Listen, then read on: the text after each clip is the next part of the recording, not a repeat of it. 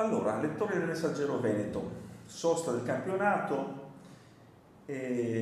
incarico momentaneo ancora a Luca Gotti, che guiderà l'Udinese anche per la partita con la Sampdoria Marassi, e tante voci di mercato intanto che praticamente bombardano l'ambiente e che riguardano essenzialmente Rodrigo De Paul, che è chiarato sia sul fronte Napoli sia su quello interista, che Guamusso, che è stato protagonista di una grande parata e di una ennesima grande prestazione con la SPAL, e anche Kevin Lasagna, anche lui seguito dall'Inter, si dice. L'Inter che dopo l'esternazione di Conte evidentemente si sta muovendo per potenziare la rosa in mano all'ex CT azzurro.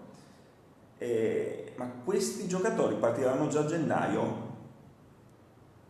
Credo proprio di no, mi sbilancio per un semplice motivo. Il primo è legato, diciamo così, alla storia dell'Udinese, che difficilmente ha mollato giocatori di una certa caratura nella finestra del mercato invernale.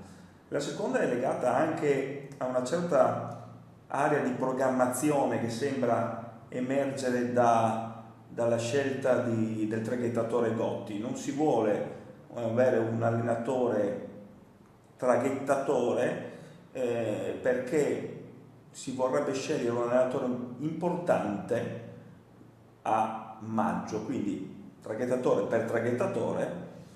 È giusto che il Gotti porti avanti questa squadra e la porti verso la salvezza. Questo è il ragionamento di Gino Pozzo.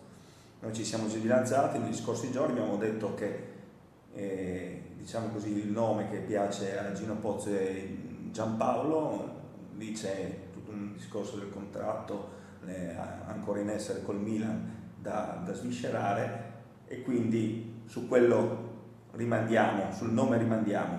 Ma a fronte di questa, diciamo così, di questo ragionamento, è chiaro che l'Udinese cercherà di vedere effettivamente quanto vale questa squadra. Quindi la società udinese vuole vedere quanto vale questa squadra e difficilmente la toccherà a gennaio.